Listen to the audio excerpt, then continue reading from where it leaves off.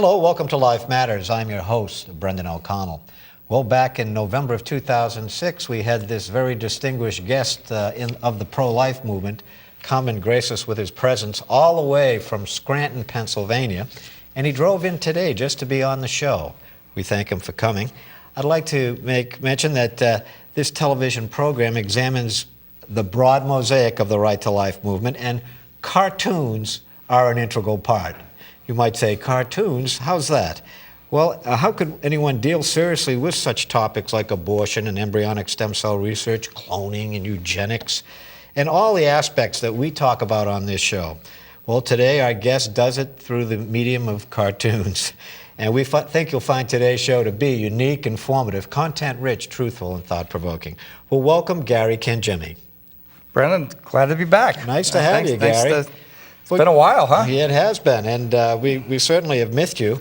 And we're going to get right into some of the characters here because we have a lot to show you today. And Gary, tell us, where has Umbert been and what is he up to these days? Well, let's see. Umbert has now been in I think he's in his 13th year of gestation. Wow. So this has to be one of the longest pregnancies on record. I see. He was conceived back in June of 2001 when we launched him in the National Catholic Register. Oh. And then he was picked up by several diocesan papers around the country, now as far away as Hawaii and even Australia. Wow.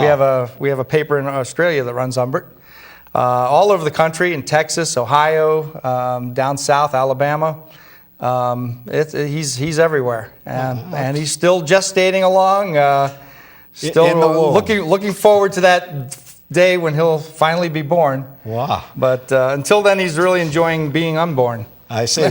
Well, now we have a character here called Heir Umbert. Could we...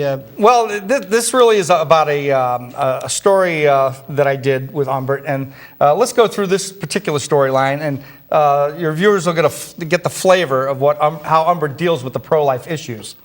Now, here's Umbert, and he's listening to the little radio while he's in the womb.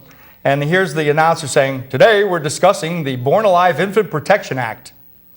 This law was created to protect the lives of babies who survive abortion procedures." "It's a step in the right direction," says Umbert. "Now all we need is a Conceived Alive Infant Protection Act." "Talk radio, live, you're on the air." "Hi, I'm Umbert the Unborn." "What? Unborn? If you're unborn, how can you be talking to us?" "How else? With my stem cell phone." "Ladies and gentlemen, this is fantastic. We have on the air a live unborn baby named Umbert." "Umbert, do you realize how unbelievable this is?" "What, that I'm on the air or that I'm alive?" "We're live on the air with Umbert the unborn baby. Umbert, some say you're a lovable living human being while others say you're just a blob of tissue. How would you describe yourself?" "Simple, a lovable living blob of human being." "Umbert, how far along are you?" "You mean my age? I'm 6 months old." "Well, not quite, Umbert. Out here, we don't count the first 9 months." "Oh, really? I guess breathing all that outside air dulls the math skills." "So, Umbert, what do you have against embryonic stem cell research?" "The same thing you have against donating your body to science." "What, while I'm still alive? That would be fatal." "I rest my case." We're live on the air with Umbert the Unborn. Umbert, do you really think the unborn are living beings?" "Well, if you think so, then why shouldn't I?" "What are you talking about? I didn't take a position on this issue." "Sure you did. You just said I was live on the air." And there you have a typical storyline. Umbert, picking up his little stem cell phone and calling a talk radio show. And now he's your main character, Umbert. Yes, yes. Now he's had a lot of things going on recently. For instance, I understand you have an alien story. Can you tell us a little bit about that? Oh, Umbert and the aliens. Well, I try to deal with different hot button issues that pro-lifers are confronting all the time. See, I'm actually a member of our local pro-life chapter. I'm chairman of Pennsylvanians for Human Life, Scranton chapter. So I like to keep up abreast of all of the issues that we face, not just abortion, but stem cell research, euthanasia, and assisted suicide, and all these other issues. One of our major concerns is Planned Parenthood. And I was trying to come up with a way to deal with Planned Parenthood, and I came up with this unique idea of using aliens from another planet confronting Umbert in the womb. So if we could roll that story. I love exploring my wombiverse, safely tethered to my mothership. I can seek out new life and new civilizations. Greetings, prenatal Earth unit. Beam me up, mommy. Who are you guys? We are prenatal units from Planet Parenthood. We are scanning the wombiverse for proof of other life forms. Hey, I'm alive. Insufficient data. No life here. So you guys are unborn babies from another planet? Unborn baby sounds too impersonal. We prefer pre-activated non-terrestrial gestating units. How far did you two come? Planet Parenthood is 75 billion light years from Earth. Wow, your mother lets you travel that far from home? We're not sure. What's a mother? Wait a minute, you guys don't have a mother? Affirmative. Then how did you get here? We were made the old-fashioned way. We were cloned. So there are no real babies on Planet Parenthood, just clones? Correctamundo. But when they see you, don't Parenthoodians show their maternal instincts? No, we are genetically engineered for minimum emotive response. Yeah, would you hug something that looked like us? So if you guys are clones, what is this, some kind of artificial womb? Correct, Earthly One. Our transparent gestation chamber allows for optimal fetal monitoring, nutrient enrichment, and in utero environmental control. It also makes great mocha lattes. What a terrible thing to grow babies in, this high-tech kitchen appliance. Kitchen appliance, I'll have you know this is a sophisticated, state-of-the-art cloning device. Oh, and what do you call this wonder of alien science? A brood processor. Without a womb or a mother, who feels anything when you guys kick? All in utero seismic activity is printed out and faxed to our primary unit. That's crazy. How do mothers and children on your planet bond? Super glue. So you guys have no mother and father, just a primary unit? But what about families? We have one of those. It's on display next to the early cable TV exhibit. What happens when you guys are born? Born? We are not born. We are kept in storage until needed as replacements. You mean you guys are nothing but spare parts? That's rather harsh. We prefer primary system failure backup units. I can't believe the people on your planet treat you like merchandise. Have they no conscience? On Planet Parenthood, a conscience was considered a luxury item and was taxed out of existence. I'm confused. How do you tax a conscience? It's easy. Let your government find out that you own one. So by cloning themselves, the people of Planned Parenthood think they can live longer? Not just longer, Earth Unit, indefinitely. Oh, that's ridiculous. There aren't enough clones in the universe to keep you alive forever. Oh, we wouldn't say that. And there you go. Wow, that's a lot of cloned. Yeah, that was obviously that strip ran over several days and weeks. Yes. It was a daily strip that I ran on the internet. Uh-huh. On UmbertTheUnborn.com, and so it was fun telling I like storylines because you can take a topic and you can really explore it, and all the nuances of it, and the logic and the illogic that sometimes goes into the argument on the other side. Uh-huh. So, well, now we have one called Pro-Life Advocacy, or Baby Watch. What is this all about? well, a lot of times I like to borrow from the popular culture.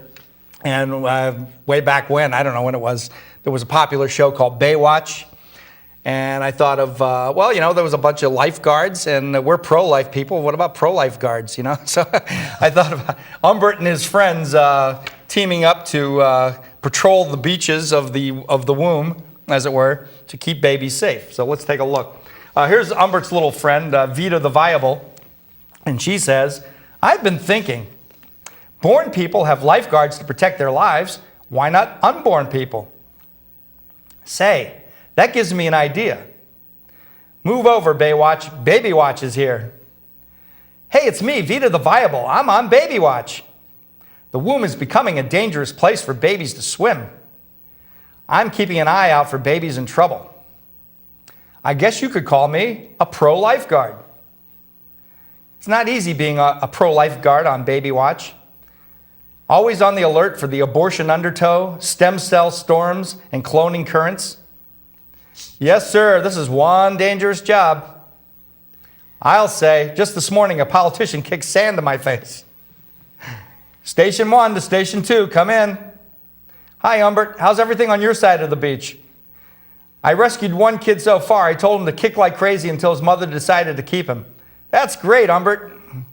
Nothing to it. Just another day on the job for a pro-lifeguard. Help! I'm being strangled by a giant squid. Baby Watch, to the rescue. Twist your body, kid, and kick like crazy. Okay, thanks. Not much to report, Vita. Just some kid got tangled in his umbilical cord. So, I think that's... Oh, no, we got one more. Hi, I'm Umbert, your friendly pro-lifeguard. Welcome to Baby Watch. Oh, no, another Planned Parenthood is opening up down the beach.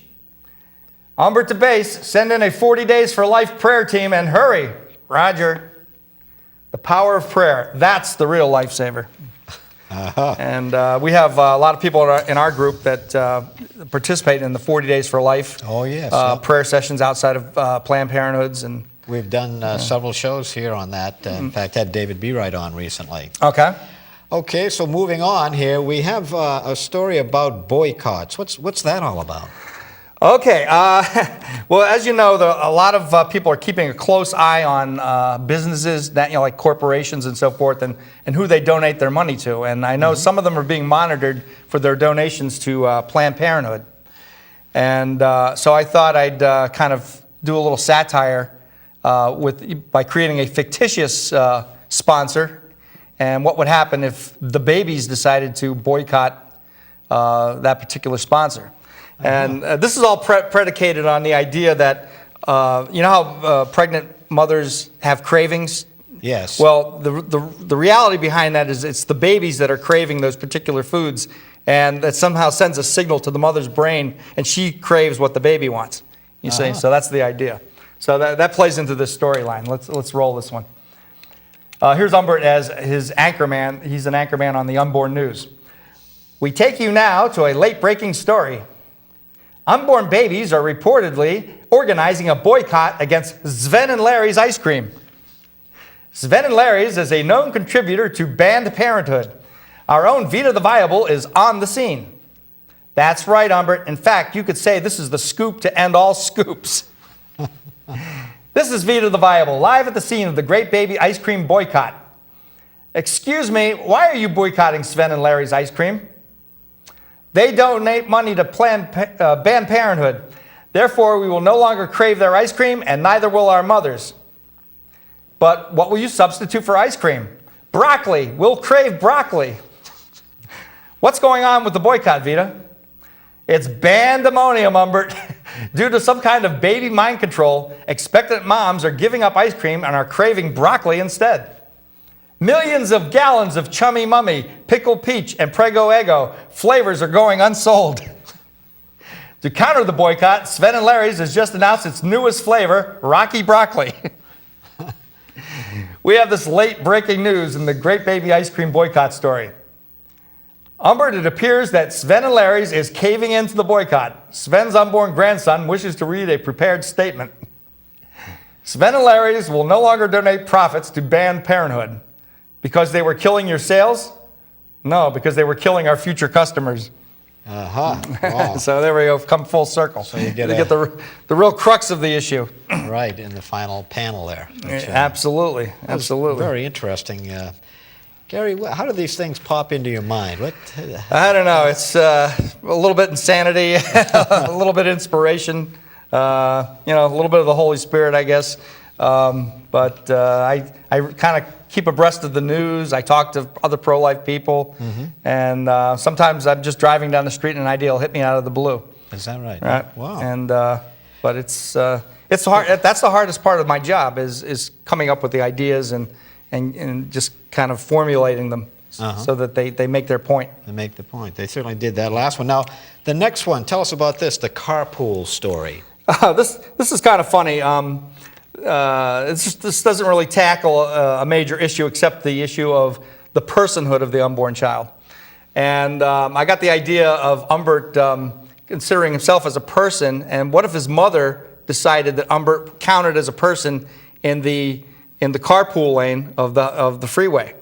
Because you know how you're driving in a car, if you have more than one person in the vehicle, you can drive in a certain lane, right? So this is what happened as a result. Mom's stuck in traffic. Why can't I use the carpool lane? I have a passenger. This is Umbert's mother talking. That's what I say. After all, my unborn child is a person. Works for me. I'm going to do it. You can't argue with a mother's logic. We're cruising now. Mom's driving in the carpool lane. Using a mother's logic, she's counting me as a passenger. Whirr. That's a siren, I guess. License and registration, please, ma'am. Busted by a mother's logic. I'm sorry, ma'am, but you can't count your unborn child as a passenger. But officer, that's the law, ma'am. The carpool lane is for 2 or more riders, and you and your baby only count as 1. I demand a recount. Here's your ticket, ma'am. But officer, why can't I count my unborn child as a passenger in the carpool lane? I don't make the laws, ma'am. You'll have to go take that up with the judge in traffic court. Traffic court? We're taking this all the way to the Supreme Court. Poor mom. She got a ticket for using the carpool lane and now has to go to court. That's not fair. Unborn kids should count as passengers too. I demand a hearing. I demand my day in court. I demand justice. This looks like a job for Perry Nascent. All rise. Court is now in session. The Honorable Herbert J. Mental presiding. Call up the first case. What? No opening prayer? Ma'am, why were you driving in the carpool lane? I thought my unborn child should count as a passenger, Your Honor. Would you please repeat that? I object. You're badgering the witness. Your Honor, this case is simple. The defendant used her unborn child as an excuse to drive in the carpool lane. Clearly, Your Honor, a fetus has no legal leg to stand on. Oh yeah? How about 2 legs? Consider my poor client, Your Honor. A tender young mother, 6 months pregnant, stuck in traffic for 3 hours. Her only thought, to get to the mall food court and quench her unborn child's thirst with an iced mocha latte. Perry Nascent masterfully plays the sympathy card.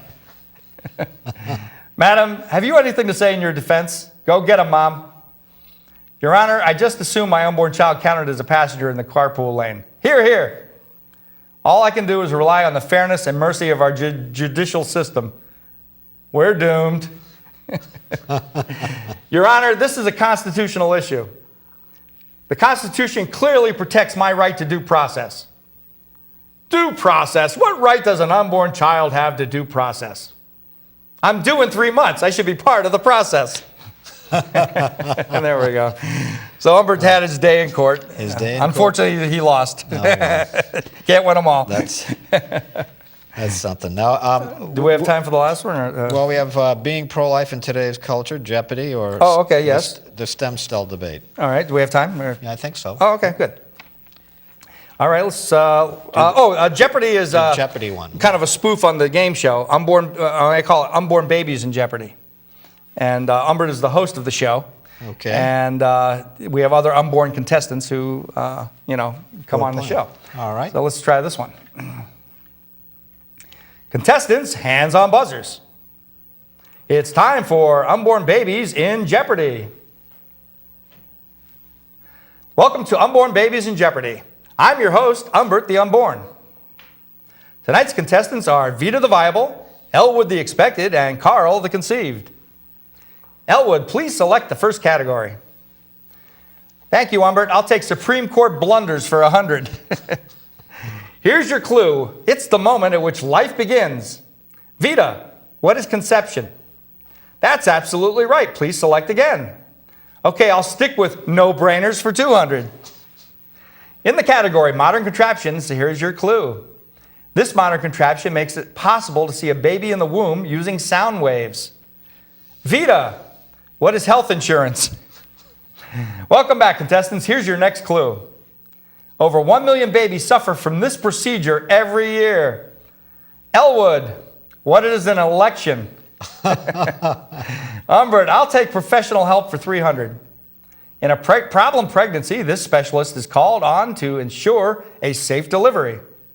Elwood, what is a lawyer? Carl, you've got double trouble. How much do you want to risk on the category Great Wombs in History? I'll wager $1. That's all? Just you only want to risk one measly dollar? Yeah, my doctor told my mom hers was a low-risk pregnancy.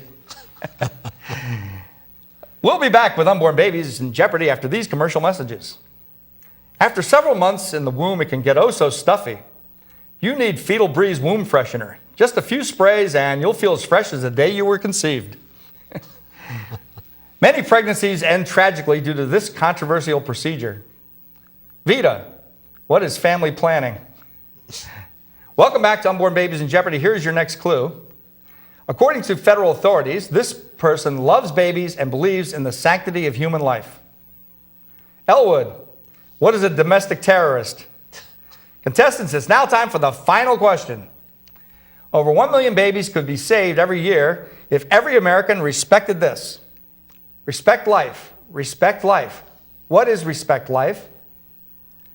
Oh my, that was the right answer, but only Carl put it in the form of a question. That makes Carl our new champion. Hey, how did you know the answer was respect life? I didn't. I was just asking what it meant. And there we go. So, as you can see, Umbert deals with a lot of different topics. And he does, in a lot of different formats. Yep. And the very last one here, can we get that? I don't know. Do we have the time? Or? Yeah. Okay. All right. Let's see if we can get through this one. Do we? All right, here we go. A stem cell phone. That's right, kid. How does it work? A scientific breakthrough, kid, powered by embryonic stem cells. But if it uses embryonic stem cells, don't human embryos have to be destroyed? Oh, sure, one little technicality. What's this? It's our product brochure. It features endorsements from disabled celebrities from our entire embryonic stem cell phone line. Celebrities win public sympathy and deflect debate over the ethical issues our products raise. Have you no conscience whatsoever?